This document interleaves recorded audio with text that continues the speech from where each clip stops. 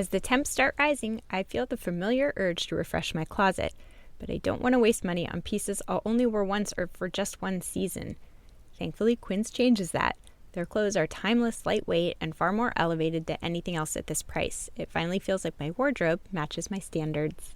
The best part is that Quince only works with factories that use safe, ethical, and responsible manufacturing practices and premium fabrics and finishes, so you get to look good while feeling good.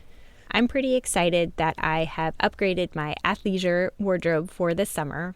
I bought a sweatshirt and a pair of wide-leg flow pants that are two of the softest items I own, and I plan to live in them. So join me in giving your summer closet an upgrade with Quince. Go to quince.com/POTC for free shipping on your order and 365-day returns. That's QUINCE.com/POTC to get free shipping and 365-day returns. Quince.com/POTC. The more you're avoiding conflict, the more, on average, your typical distress level might have been a 3, but the more prone to not be at a 7 the next time conflict comes up, because you're just not exposing yourself to it enough that your whole nervous system is just more on fire when it comes across conflict, which then makes it much more difficult to then manage in the future.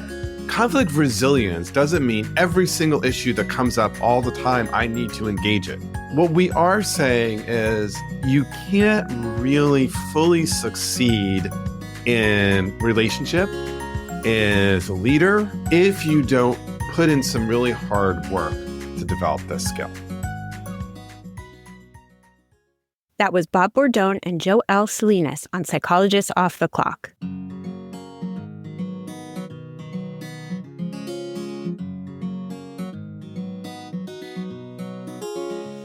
We are 5 experts in psychology here to bring you cutting-edge and science-based ideas to help you flourish in your relationships, work, and health. I'm Dr. Debbie Sorensen, a clinical psychologist practicing in Mile High, Denver, Colorado, and author of Act for Burnout, Act Daily Journal, and the Act Daily Card Deck. From America's Heartland, I'm Dr. Emily Edlin, a clinical psychologist based in Chicago, Illinois, and author of Autonomy Supportive Parenting. I'm Yael Schoenbrunn, a clinical psychologist, faculty at Brown University, author of Work, Parent Thrive, and a biweekly newsletter on relationships. Calling in from Vienna, Austria, I'm Michael Herold, ACT coach, confidence trainer, and author of an upcoming book on being a better conversationalist and making friends. And from coastal New England, I'm Dr. Jill Stoddard, author of Be Mighty, The Big Book of ACT Metaphors, and Imposter No More. We hope you take what you learn here to build a rich and meaningful life. Thank you for listening to Psychologists Off the Clock.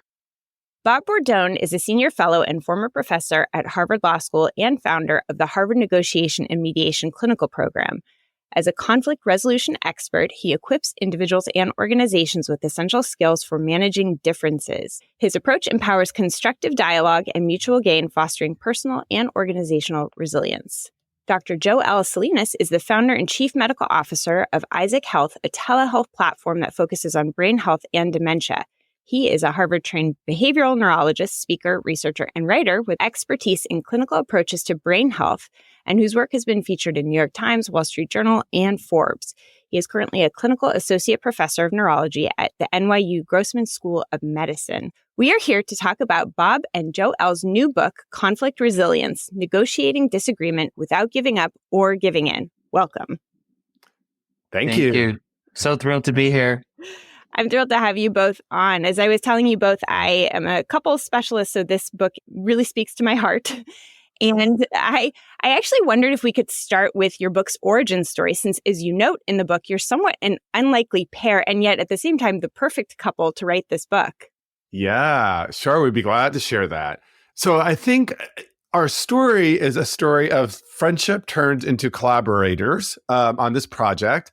But my own kind of journey to conflict resilience, and from just the kind of world of negotiation and conflict resolution, I would say started in probably around 2014, 2015, during my teaching at Harvard Law School, when I started to notice that even if you gave young people skills for having really hard conversations, they tended to not have them. They tended to avoid them. And I think there were a lot of things that were going on then that are going on now, even intensified, that contributed to what felt like a shift from my first 15 years teaching at Harvard Law School. So around 2018 or so, I gave a talk on this idea of conflict resilience, which we really distinguish from conflict resolution, because it's really more about that capacity to sit with the discomfort. So enter my friendship with Yael, and conversations that we would just have about things going on in our respective worlds. And I'm going to let him talk about what was going on in his respective world. But he was really the one who said, maybe there's a collaboration here and a book idea. I think my initial instinct was like, really? I'm not like, okay, like say more. That's what a lot of times in the world of conflict and negotiation, we say say more. And I think I said say more. And and Yael had some really interesting insights. And that's what kind of helped us pull this book idea together. But Yael, you should talk about what was going on in your world. Yeah, what was going on in my world was, a lot of the research that I do is focused on how our social relationships influence our brain health. And one of the things that we see is that rates of social isolation and loneliness have been increasing over time. And that's due to so many different factors. But I was really becoming more and more interested in how do we actually intervene? Like how do we help to improve social connection? And there's a lot of different interventions out there, but one of the things that I really wasn't seeing addressed was this issue of polarization and people's difficulty with tolerating kind of the discomfort of conflict with each other. And from my own personal experiences, knowing that as someone who identifies as an avoider of conflict, that it's really hard. But when you actually do engage in conflict, that's when you actually develop connection. That's when you develop better relationships. And so knowing Bob's expertise, I thought, maybe this could be a really interesting exploration of how we can develop something that's really practical, that's useful and usable to people, and that really speaks to the moment that we're in. And Bob, was really great about becoming a collaborator in this process. And we, as co-authors, as you can imagine, we engage in a lot of conflict throughout the writing of the book. And it felt like a really good process of hashing through those conflicts together to develop a single unified voice that merges both his two hemispheres dedicated to mediation, negotiation, alternative dispute resolution, and my two hemispheres, which are totally dedicated to neurology, brain health, and social sciences. I love that combination. I mean, that's one of my passion areas too, is sort of thinking about like how the brain interacts with our behavior and how they feed each other. And so it's really important that you guys share sort of what happens to your brain on conflict, and then what can you do behaviorally speaking to navigate the discomfort or sort of the signals that are going off in your brain that might lead you in a direction that is more disconnecting and that ultimately sort of contributes to a world that isn't in line with the kind of world that we want to be living in. I'm with you. I would say two other things around this collaboration that were just really interesting for me. One of the things that drove me, I think, originally to this field in law school was how interdisciplinary it was. I mean, it really draws on social and cognitive psychology, but also on game theory and behavioral economics. But not much had been done in brain science connecting it, right? And so the interdisciplinary aspect was really interesting to me. I think the other thing, though, that I would just say is I was very committed to not writing yet another negotiation book, which there are many out there. And, they're wonderful, et cetera, et cetera. I wanted to do something that felt a bit different. And so just working with Yael was this really nice opportunity. And Yael, I love that. I'm sure we're going to get into this later, but I love it because Yael's like, we had a lot of conflict, but we may get into this later. I was like, we had a little bit of conflict, but that's because Yael and I have different conflict thresholds. Yeah. You have this section of the book, and I was going to ask you about it. So I think this is such a good point, but you make this point that the conflict that I experience may be different than the conflict that you experience, even if it's in the same conflict. So two different people may be experiencing an exchange totally differently. One sees it as conflict, the other sees it as fine. One sees it as like, you're attacking me. The other sees it as, the other guy attacking them. And this happens all the time in the couples therapy room. You get two people who come in and they share what's happened during the week. And it's almost like they're sharing narratives that could not have come from the same household. But it did. Like they were both participating in the same interaction, but they had two totally different takeaways from it. So I wonder if you guys can speak a little bit to how we can understand how people experience the same conflict so differently. Well, yeah. I mean, as you can tell, like Bob and I have very different ways of like how we perceive conflict. In the book, we talk about the concept of conflict recognition and conflict holding, which come together to form what we call kind of conflict tolerance. But essentially, there's this element of how you're registering things, whether it is a conflict or not, and how intense that conflict is.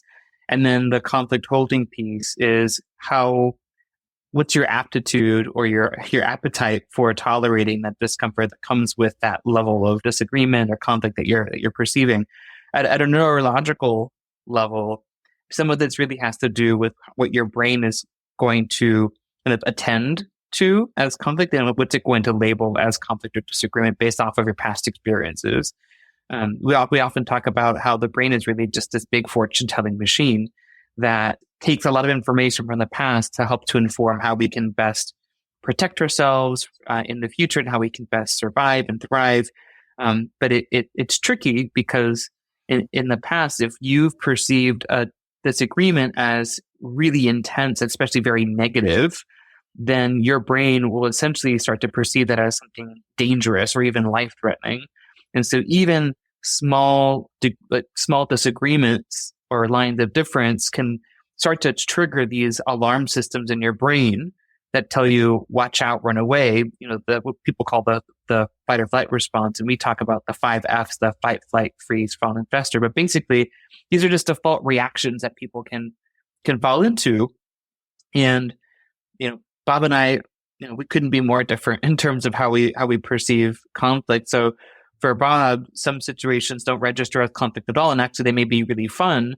Whereas for me, even minor disagreements are, I'm picking up as conflict and can find them quite distressing, and which makes me want to avoid them even more. I don't know if you want to add to that, Bob. No, I mean, I completely agree. And I think one other thing there, I'd love to just there's also a contour to it, which is to say that broadly, we might have these conflict tolerance levels, but then within that, there might be different domains where we vary. So I'll give you an actual example that involves Yael and me that I love because it's one of the few things that's kind of reverse for us, because usually I get into it, I think it's fun. But one specific example, which is different, right? Which is, I think, and we tell a story about this in the book, but an even earlier one was when we were trying to decide which publisher to go with. And we were down to these 2 wonderful, amazing publishers, and we obviously had to tell one no. And I was so stressed out about this, right? Yael was like, they'll be fine, whatever, get over it. And I found this to be really surprising knowing him. Yael is kind of more humble, but he's a high-end neurologist who sees people in kind of really tough situations and often has to deliver bad news, right? It's like part of his job. For me, one domain that I experience this is incredibly challenging, and I think this is because of family of origin, right, is letting someone down, like disappointing someone. And that feels like something I'll avoid at all costs, right? Like the email. Like, if I can do it, I can, but we had to respond. We couldn't just not respond to the publisher. And Yael was like, well, it's fine. Like, they'll get over it, So all of this is to say, like, we have these defaults, and then we might have these particularized domains that I think are more sensitive. And that is, I'm imagining, Yael, part of like the terrain of like the family and the family of upbringing and the role you played in the family and what you were expected to do, and then how that plays out in a, romantic or marital partnership. Right. And then the experiences that you accrue over time in a given partnership, in a long-term partnership, that sort of primes you to think, oh, this is dangerous terrain, or, we've gone here before. This is not going to be good. So I actually want to back up a little bit and define conflict resilience, which is the title and sort of the core construct that your book really digs into. But as I was reading, I was thinking about Steven Pinker's, The Age of Enlightenment, this sort of idea that we tend to think things are so bad now when actually things are on the up and up. So I sort of have this more general question of is conflict worse than it used to be in terms of are we more polarized? Is conflict harder for people to engage in now than it used to be? And maybe you can answer that and then sort of pivot into defining what is conflict resilience. Sure. Yeah, I'm not a historian. We didn't involve a historian in this one. My sense is that conflict itself is not worse. And that's the good news, maybe. I think the bad news is our conflict handling capacity has gotten worse, and for a whole bunch of reasons. And this is why, in some sense, we wrote this book. That is to say that I think it has become much easier for all sorts of reasons to avoid conflict. Social media, right? I mean, 50 years ago, you lived in a geographic community, conflicts came up, you had to handle them. Now, we do live in a geographic community, but we really live in cultured communities online. Cable TV news is one thing, but social media and the algorithms are another. I think the ability to shut other people out that we disagree with is so easy. And then to get the comfort of being with people who agree with us is so easy that we've lost that ability to kind of handle conflict well. I think the other thing I'd add to that is I think we see fewer and fewer models of people holding conflict well. Mm-hmm. Certainly in our leadership models in politics, what we basically see is people screaming each other down. Yeah. Right. The language of fighting and winning, that is not super helpful when it comes to conflict.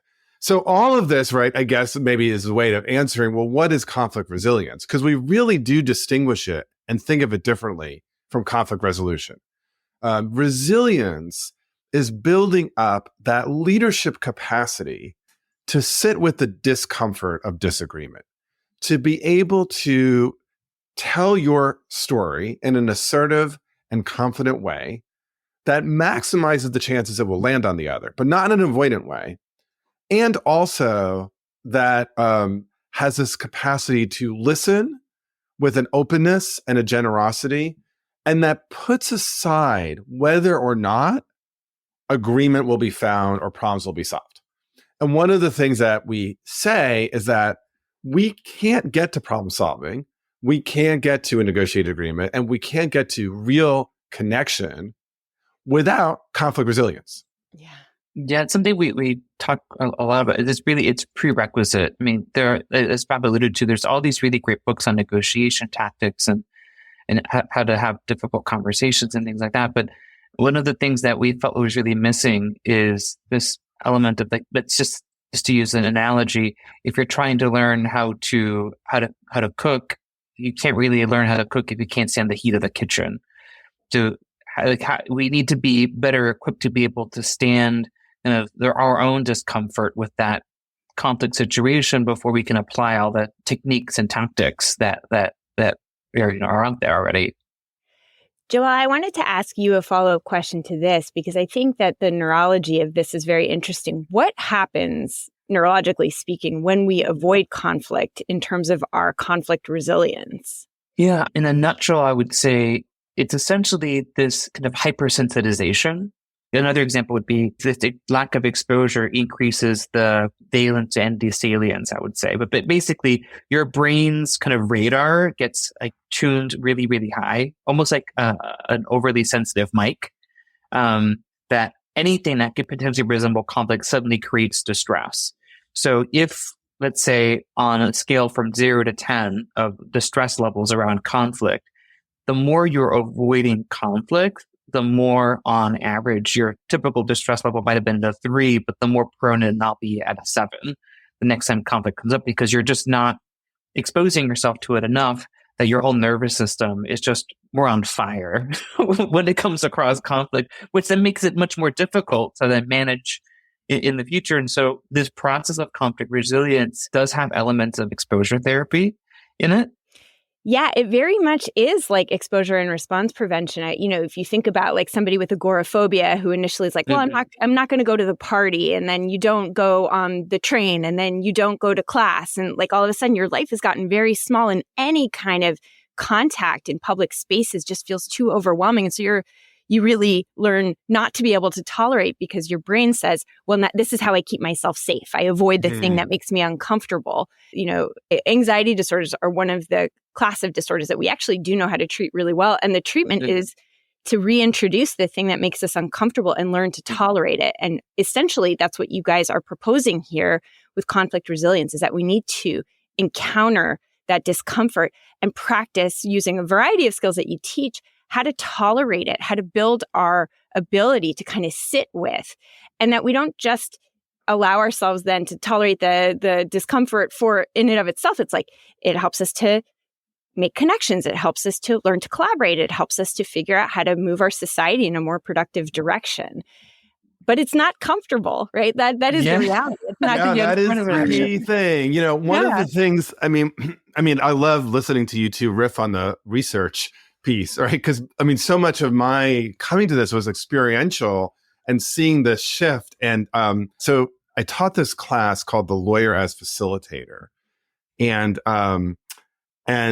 at the end of the class, I actually got real life students who were not in the class to come in for hard conversations around topics like abortion, queer rights, Israel-Palestine. And one of the things, and I was very clear that it was just a dialogue. I would say about 15% of the people who signed up to be in one of these, when they learned that it was a dialogue and not a debate or not a negotiation, wrote to me with some version of, "Dear Professor Bordone, I misunderstood what this was. I thought I was going to be improving my debate skills. I'm not interested in this. Thank you so much. Goodbye. I'm not coming." And what it occurred to me, and this is what ways where I bring this up, is that part of what I think started to shift is people felt like if we can't solve the problem because we don't have anything in common, then there's no point in having this uncomfortable experience. And it's something that I think the two of you just said, and I add my voice to this, right? We all feel like is just factually wrong. But we have to persuade people, and we use the language of bigger, better offer, right? The BBO, that there is something on the other side, even if there's not agreement, that is worth the discomfort. And that is actual more connection and more authenticity and realness in the relationship. So like for a family relationship or partners, not engaging those really hard conflicts that are uncomfortable doesn't preserve the relationship. It's just a slow kill on the relationship. But if you can get it's like the power of the first no makes all the other yeses more real. Yeah. Now, just add similar to exposure response prevention, we're not suggesting that you dive right into your biggest, hardest conflicts all at once, right? These are skills that you want to develop gradually over time. Otherwise, you're going to be overwhelmed, you're going to feel defeated, and you're not going to want to engage in it. And actually can make it even more challenging for you to engage in conflict the next time. We're really up front is really just become more aware, right, of what your experiences with different disagreements. And in these situations, awareness is more than half the battle. And in that process, really start to use the techniques that we're offering in the book with conflicts that don't cause that much distress in you. So that way, progressively over time, you become more adept at being able to handle really, really challenging situations that you would have been able to handle all at once. But it's going to take some time, and it's going to take a lot of internal work first, which is one of the counterintuitive things about kind of conflict resilience is when you're in conflict with somebody, you immediately want to kind of say that it's the other person's fault, right? They're illogical, they're not making sense, they're like digging in, they're stonewalling, all these things. But we really want to make sure that people are starting with what they have the most control over, which is yourself. Yeah. Which is also not the easiest. It's not the easiest. And so I follow this organization called Builders on Instagram. Highly recommend. I don't know if you guys are familiar with them, but they do No, all these. but I'm going to write it down. It's terrific. So, and they do all these terrific posts that are of individuals, sometimes across, political aisles, sometimes just that are, offering inspirational ideas about like building dialogue. And they recently had this one that like is uncomfortable for anyone to watch if you're on one side of the political aisle or another. And it is a conversation, I think it's just Tucker Carlson speaking about Rachel Maddow. And he likes her, right? It's these two people. And depending on where you fall politically, watching Tucker Carlson may be really uncomfortable, or hearing Tucker Carlson say nice things about Rachel Maddow may be really uncomfortable. And I think a lot of people might say, well, one or the other person is not worth listening to because they're so bad, they're so vile. And there's this instinct of saying that person is so bad that it's not worth engaging with them, engaging in watching them, engaging with their ideas, in trying to see their humanity. And that it's sort of this way of protecting ourselves and those we love to say, that's not healthy. And I want to use this as a segue, Bob, to ask you a little bit about your experience in the Seeds of Peace organization, because my sense is that even just thinking about this organization can prompt people to feel this way. Yeah, there are many lines of inspiration for this book, and one of them is definitely my involvement with Seeds of Peace. But, the short story on Seeds, it's an organization that was founded in 1993, originally to bring young leaders from the Israeli-Palestinian conflict together for 3 weeks of summer camp in Maine that involved 3 hours of dialogue every day. And I want to be clear, the dialogue was not things on like, isn't the lake here nice? Or wasn't the food terrible yesterday? It was on their conflict. That organization now does work in 2 other conflict zones, India, Pakistan, and also, I think this is good, but also sad that we need this, but also in the US context. And by the way, we are still operating as an organization, as challenging as this moment is. And it is very challenging. It is hard to bring anyone together. But the incredible grit that both sides have of sitting in this room. And let me tell you, I would not say the skill level was necessarily particularly high, but the ability to sit there and tell their stories and to listen as best they could was really powerful to me. And I started to stand in really big contrast to what I saw as an avoidance culture. And the thing that happens when you sit in the room is, there may or may not be a few meetings of the mind. Often there isn't. But I'll tell you what does transform is the story that people tell about each other. And so for me, part of the kind of inspiration and power for writing this book was, how do we take this conflict resilience idea and in contexts where people don't even have that, build that up? And then across context, how do we improve kind of the skill level so that people can do it better? Yeah, it's like disheartening and inspirational at the same time, because I think this work that you're doing with Seeds of Peace is so powerful. And yet we clearly don't yet see it sort of, moving up the ranks and helping in these global, devastating, intractable conflicts. And that's where we really need to see change. And yet you make the point in the book that there is change happening. It needs to grow. But like without Seeds of Peace, there would be less of these dialogues happening, less of these individuals from each side who are able to see the complexity and the humanity in the other side. Yeah, and there are countless individual stories of transformation and collaborations, and those are really powerful, right? So, but yes, it's like I would say necessary but not sufficient. Yeah, I think there's an element here in just being in contact with another human that you've kind of considered to be very different from you. Is this in-group, out-group type of dynamics that can happen in the brain, right? We know that our brain will very easily categorize other people as a part of ourselves or part of our group or not, based off of very arbitrary things. I mean, things is just as simple as wearing the same color outfit or kind of chanting the same. This is why kind of like crowds chanting together is really powerful. And without having an opportunity for people to engage with each other in a way where you can actually see that there is some commonality there, even if it's just in the human experience, that you're both alive, you both breathe, you have parents, you hurt, you laugh, you feel. I mean, these things start to soften that, so that way it creates a more expansive kind of definition of the other person and makes them more likely to be part of mankind, right? Which there's so much messaging that we've grown up with and that we have around us that can tell us to the contrary. The other thing that I was thinking about as I was reading your book is I love Carl Rogers, and he has this quote that I'll read, which is, "Very rarely do we permit ourselves to understand precisely what the meaning of somebody else's statement is to them. I believe this is because understanding is risky. If I let myself really understand another person, I might be changed by that understanding, and we all fear change."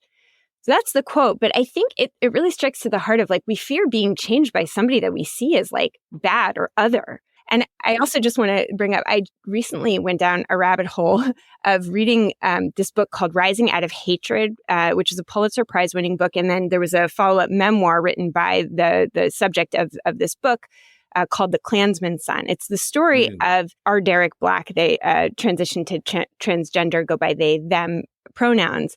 But the story is that they were born into this white supremacist community. Like, the father had started this website called Stormfront that was the first neo-Nazi website. They're the godson of David Duke and had been really insulated in this white nationalist community until they went to college, where they encountered people who were very liberal, who were very involved in social justice. They kept their identity secret, were outed, and then started having these conversations, in particular with one woman who was interested in psychology. And she insisted that they talk about the hard things. And they would exchange research on, like, our Derek Black thought, IQs were different based on racial background. And she would send them articles showing the data otherwise. And from this ongoing dialogue, she even went, I think, to a Stormfront convention, and she wasn't changed by it, but it sort of strengthened her belief, and it opened them up to have these really eye-opening conversations. But most of us really struggle to do that. I mean, if you were to sort of be encouraged to talk to somebody who you saw as vile, right, as immoral, the instinct is to say, I don't want to give that person a platform. I don't want to give them my attention. I don't want to introduce myself to that level of toxicity. And yet what you guys are arguing is there's real value in deep listening. So I wonder if you can maybe offer a pitch, and maybe actually I'll ask a specific question to you, Yael, which is that you conducted a study that found that deep listening has a significant impact on cognitive resilience. So how do we understand why we should bother to do this hard work of deep listening to people that we don't see as being very good people? Yeah, and we have two chapters in the book that work as a pair. One is on deep listening, the other is affective assertion, which I think is something that gives people a little bit of anxiety when they think about listening, is that you have to see and also be seen. But in that kind of listening category, it's just so important to be able to approach it with the degree of curiosity and also an understanding that by listening to the other person's perspective and trying to understand, you're not necessarily endorsing their views, right? You're not kind of raising up their platform. What you're doing is simply just trying to understand another human being in the world and their perspectives, so that way you can better interact with them, and ultimately better serve you in your interests as well to some degree. But it also helps with the connection itself. With the research that I did, this was work that I did with the Framingham Heart Study. So we looked at a little over 2,000 MRI brain scans, and we were able to take data from questionnaires that were given in the Framingham cohort around social supports. And one of the questions that was asked, I mean, there was many different areas of social support that were asked, whether you felt they had sufficient contact with other people in your social network, questions around whether you got advice from others, whether you got affection or love, whether you got emotional support. And what was really fascinating, what came up in the research, is that people who endorsed having someone available to listen to them most or all the time, they had this greater cognitive resilience, meaning that regardless of kind of what their brain looked like with age, their brain was still functioning about 4 years younger than one would expect. And, this can be due to pathways related to stress, hormones, blood vessel health. There's something really interesting there about listening that seems to be really potent for just the human biology or human neurobiology.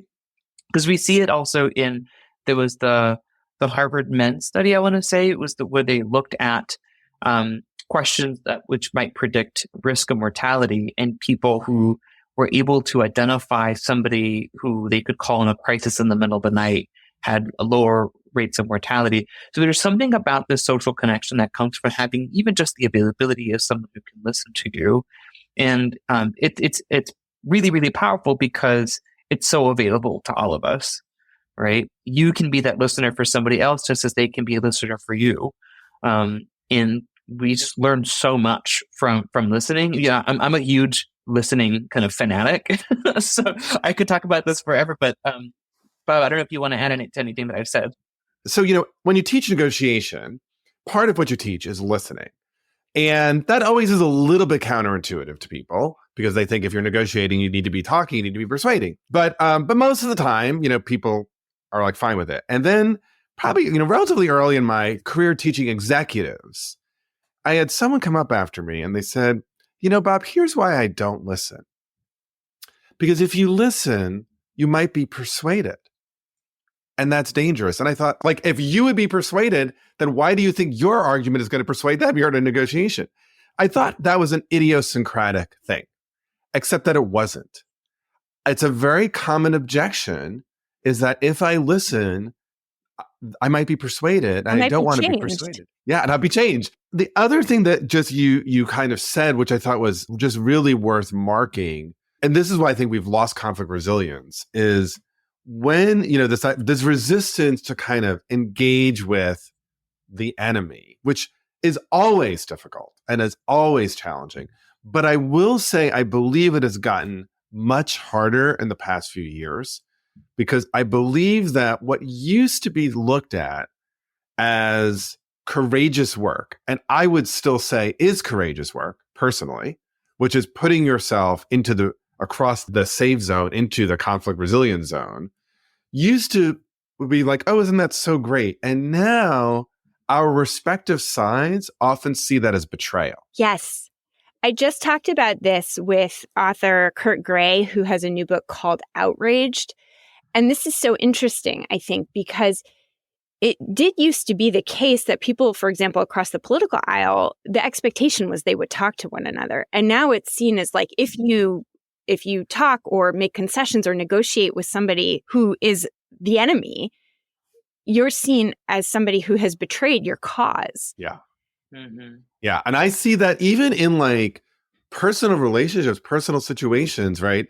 And I have the convenient thing. Sometimes when I've gotten that hostility, I kind of fall back into this, well, lawyers are supposed to argue all sides. And, I kind of do this lawyer thing. But I also think this is troubling because the less we connect, the easier it is to tell that thin story about the other. So, Bob, given that you teach this, I wonder if you can give our listeners some sort of behavioral guidance or some general guidance on how does one do deep listening, given that it's really a hard thing to do? Yeah, no, thank you. Behaviorally, there's the importance of simply being able to reflect back both the substance of what you hear someone saying, and this can be incredibly helpful, particularly for people who I say speak in, chapters and books instead of sentences and paragraphs. That's a sign if you're speaking. But if you're on the other end, actually interruption can be a good way to do deep listening. As soon as you start hearing the repeating, to be able to say, gosh, I think I've heard 3 or 4 or 5 themes. I want to make sure I understand them.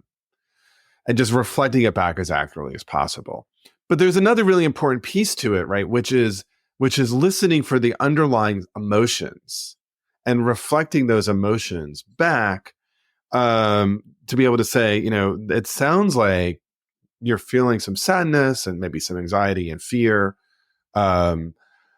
I think there's a lot of resistance to this for all sorts of reasons.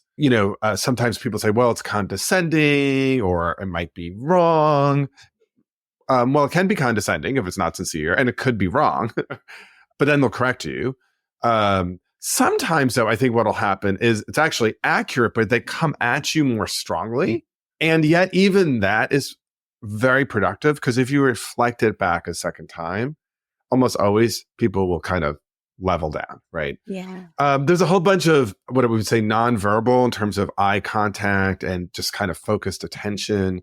But I would say all of this, Yael, is like really important, but backfires enormously from a listening perspective if you haven't done the hard internal work of getting yourself to a place of curiosity. Yeah. And I think that is the harder work to do. And I think often when I feel like listening has not landed well, I've gotten a bad response or objections that I've heard to it as being condescending or fake or trained, it's because we're operating off of a script and haven't done the work of getting curious, right? And so that is an internal negotiation. And part of what we talk about in the book, right, is to be able to almost identify these different selves. Like there's a side of me that right now wants to disagree with you, wants to interrupt and tell you why you're wrong. And there's another side of me that knows it would be useful to explore this a bit more. And if we can name those in the moment when we want to respond, we can literally coach the other side to be like, you're going to have your moment in 10 minutes. Or for now, indulge this side. Yeah. This is so great because this is so much of what I do in the couples therapy room. But I just want to sort of double down on this point that, part of it is behavioral, but so much of interacting, of understanding what's going on, of coming together is like this internal receptivity that is hard. And part of what's hard is this level of certainty that we have, that we are right and the other side is wrong. And so part of what we have to do is get curious, and we have to be intellectually humble about our own views, which feel so right when the other guys feel so wrong. And you give this list of like, whatever your stance is on whether Israel is or is not a victim or villain in the events since October 7th, whether healthcare is or is not a human right, whether Trump is or is not responsible for the events of January 6th, right? These are contentious issues, and we feel very strongly about our view. And you write, it can be extremely challenging in a conversation to consider letting go of something you believe to be an incontrovertible fact.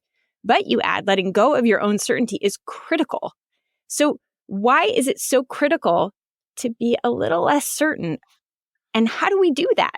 Just thinking of the neuroscience of it, we didn't go into a lot of detail into the neuroscience of this specific element, but there's some work around sacred beliefs that you may be familiar with. You've got sacred beliefs, which, these are core concepts that are just tied to these deeply kind of emotional, I'll call emotional networks, but it's like limbic system that relates to valence and attention. But when these kind of sacred beliefs are challenged, your frontoparietal network, this part of your brain that's really involved in deliberative thinking, judgment planning, organization, starts to become less engaged or less active in this process. And it becomes much more about defending and protecting. And if you are unable to let go of that degree of certainty, you can't really bring that frontal parietal network back online, which is what we're really endorsing here is if you are able to soften that certainty, even if just by a little bit, you start to create that space for these frontal networks to come online so that way you can, one, it helps to decrease the kind of emotional sharpness of it or the emotional noise, but also helps to allow you to better sort through kind of what the other person is telling you. Maybe everything they're saying is completely false to you, but at least you might be able to have a better understanding of what it means to them, right? And how that'll affect your relationship going forward. Yeah. Can I just add something to that, right? I mean, I think at some basic level, if you can't open yourself up to the possibility that you don't have the whole story, then the listening becomes condescension. Mm-hmm. And people are really good at picking that up. And so it's just hard to do this well if there's not something you could be curious about, right? You don't need to be curious about whether necessarily the earth is round, but you might actually need to be curious about how this person has come to see it as flat. Yeah. Oh, I love that. And that, if there's genuine curiosity in that, it'll work.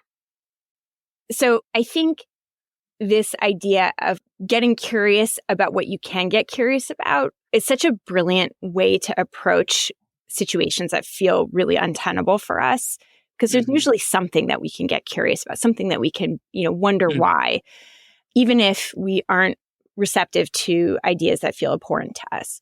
But of course, not every conflict is one that is healthy for us. And so you guys have a section of the book that is helping to guide people in deciding when to enter a conflict and when to exit or avoid it. Because not every conflict is one that we should just dig right into. And Joelle, you kind of said this earlier, that even a conflict that might be wise, we might sort of have to enter in slowly so that we don't kind of overwhelm ourselves and create a situation that creates feedback that suggests that we shouldn't do this at all. But what is your guidance on how to know when to enter a conflict versus when to exit or avoid it?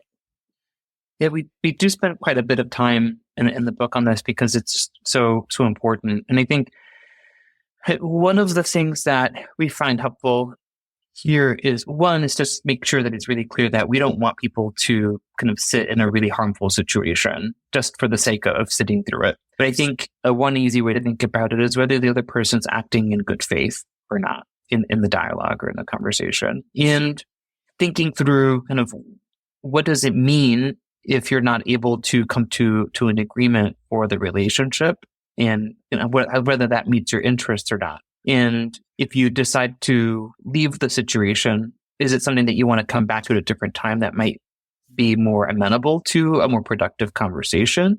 For example, like if you're sleep deprived or you have a million things going on, you're stressed out, certainly it's not useful. But if you do decide to not engage anymore, you have to really decide for yourself, is there anything salvageable here or not? And there might not be, but at least you have kind of made that decision with your own kind of sense of agency about the relationship. Yeah, I mean, I think it's really important for, your listeners and our readers to know that there is just this distinction between increasing our ability to sit with discomfort, which we put a very strong thumb on the scale for all the reasons we've been discussing, and entering into something that would be re-traumatizing, right? Or harm. And we do have some diagnostic questions around that. I think the other thing related to this, though, is we're not saying conflict resilience doesn't mean every single issue that comes up all the time, I need to engage it. What we are saying is you can't really fully succeed in relationship as a leader if you don't put in some really hard work to develop this skill, this capacity. And part of the reason why we thought about like more catchy titles for the book, but we really thought conflict resilience, we wanted it to land like emotional intelligence as one of these things that felt like everyone could be better at it and everybody should have some wherever your current default is on it. Yeah. Which is entirely different from, boldly go into every single conflict situation all the time, without regard to anything. Yeah, it's like a skill set that is so useful. Like you don't have to beat a hammer and the whole world is a nail kind of a thing, but it's like a useful set of tools that can make so many parts of life more effective. Yes. And that was like one of the things we just really, wanted our readers or listeners on Audible, or your listeners will kind of get, This book is terrific. The ideas are absolutely so powerful, so transformative. I highly recommend the book. Where can folks go to find out more about this book and about you both? They can find our book anywhere where books are sold, or they can go to conflictresilience.book.com. And if they'd like to learn more about myself, you can find me at joelsalinas.md.com or joelsalinas.md across all socials. And as for me, you can go to bobbordone.com to learn more about me, or the Cambridge Negotiation Institute.com, which is where we do some of our training and consulting work. Amazing. We'll link to all of those in our show notes as well as the book. Thank you both so much for joining me today. I really appreciate it. This is so fun. Thank you, Yael. Right. Bye-bye. Well, welcome to our post-conversation digest. I'm here with Debbie to talk about this episode about conflict resilience. And hopefully you, Debbie, and all of our listeners caught how impassioned I am about this topic. I just think this idea about conflict resilience is so powerful. I really loved the book, and I really loved the conversation with these two guys. It's so neat when you get this multidisciplinary pairing of individuals who each contribute to this powerful idea. I just think scientifically it's very, very cool. So, Debbie, in addition to observing my delight with this conversation, what came up for you? Well, there were a couple things I just thought might be kind of fun to expand on. One is this idea of our level of comfort with conflict and how there's so much learning history to that. And this is something I've seen so many times with clients, right? They maybe have a partner or spouse or even friend or colleague who's very different from them in this regard, maybe conflict avoidant or very easily approaches conflict. And I was thinking about my own life, how I have my extended family on my mom's side and my dad's side, and my husband's extended family on his mom's side and his dad's side. And you can see real differences within these family systems of their comfort with conflict and how that affects like my behavior in certain situations. Like, who do I feel like I can pretty easily express conflict with, and who do I feel like I have to be more reserved with? And I think there's pros and cons on all sides of this. But I find that my behavior is very shaped by the context, right? Like certain people, I'm like, oh, I can never say anything or else it's going to be this big deal. And other people where, I can just dive right in. And so, I think it's very fascinating to think about that. Yeah, I think that there's an interesting cultural component too. I was just thinking, totally. I have been reading The Undoing Project by Michael Lewis, which I love. It's sort of the story of Danny Kahneman and Amos Tversky and their research, but also their friendship. I highly recommend the book. But through the latter part of the book, the two of them engage in this set of interviews with this guy who's studying pairs of people who have really productive professional relationships. And the psychologist who's doing the interviews makes this observation that most of the people that he interviewed, most of the duos that he interviews are very like pleasant and diplomatic and positive, but Tversky and Kahneman are sort of really out there with like, we have conflict, we don't agree, we struggle with this, we struggle with that. And he attributes it to culturally, Israelis are just more comfortable with conflict. And I don't mean that in like a regional war kind of way, but more just interpersonal, in the style of conversation. Right? Direct and there's a cultural blunt component to that. Yeah. And I can say with firsthand experience that is true. I was raised in California and this, in a cultural context of politeness, but my family history is Israeli, and Israelis are definitely more straightforward. Well, I mean, even, this Colorado girl here who lived in Boston for 10 years, and people are much more direct on the East Coast of New England than they are in Colorado. And then I moved back to Colorado. And people were so friendly. I was a little caught off guard by it, but I had kind of like learned some of that. Too nice. Yeah. So the cultural component, the family component.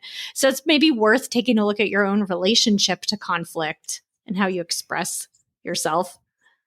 Yeah. And I do just really think that there's such a call in our day and age, because on the one hand, we experience so much conflict, political divisiveness, regional wars, and we sort of have this sense of like, well, we're not avoiding it. We're actively engaged in it constantly, but we sort of shut ourselves off and we have these expectations that we shouldn't have to tolerate it, or we try to find people that we already agree with. But what this book is really digging into is how do we tolerate, in the service of good relationships, in the service of collaboration, in the service of moving our society forward, how do we tolerate the discomfort of strongly disagreeing with people? Because it's really important. We are not going to agree with people. And you may have a different background and there may be sort of contextual factors, but we do, if we have any hope of figuring things out as, a society full of people who don't see eye to eye, we need to be able to tolerate conflict. Yeah. Yeah. And I think this idea in the conversation about approaching differences with curiosity even if it is a difference you'll never totally see eye to eye about. And actually, I wanted to bring up the book that you recommended to me, Doppelganger by Naomi Klein. Yael, you told me about that book and I read it and I'm obsessed with it. If you listen to this podcast, you may have heard me talk about it multiple times, because one of the things she helped me with is understanding views that I just really struggle with. And maybe it's not direct like you're talking about in this conversation, but I think having a place of curiosity about like, what is happening here? How do these people have these views are so different than mine? It helped me understand them. Didn't really change my difference in opinion with them, but it also helped me understand some of the deeper systems that have led people to have this belief, which actually just really helps anchor me in an understanding. And so, but to do that, you have to read the book, which involves a level of curiosity and openness to even be willing to, because it's not necessarily a super pleasant thing to think about. Totally. Well, I thought that book was so powerful, but for people who are really interested in digging in deeply, in addition to Doppelganger, another book that I would strongly recommend, and I had the chance to interview the co-authors for my newsletter, and we'll link to that in the show notes. The book has this terrific title. It's called You're Not as Crazy as I Thought, parentheses, but You're Still Wrong. That's a great title. Dialogue between a guy who's very politically left-leaning, a professor in a liberal part of the country, and a guy who is very right-leaning conservative, raised in a highly religious household. And it's a series of conversations between them about highly contentious issues. And these two met while running dialogues across the political aisle. And so they really teach through the dialogue the importance of understanding even when we don't agree. And in order to do that, we do need to tolerate the discomfort of opening up to conflict. If we don't agree, we're in conflict, our views don't align. But that deeper understanding breeds relationships, respect, and all sorts of opportunities that we don't have if we just shut ourselves off to any experience of conflict. So we really hope that you got a lot out of this conversation. Let us know if you pick up Conflict Resilience or any of the other books that we've talked about. You can find them in our bookshop. Well, we love to give people lots of piles of books to read. So there you go. Yes, you're welcome for expanding your book list. Bye, everyone.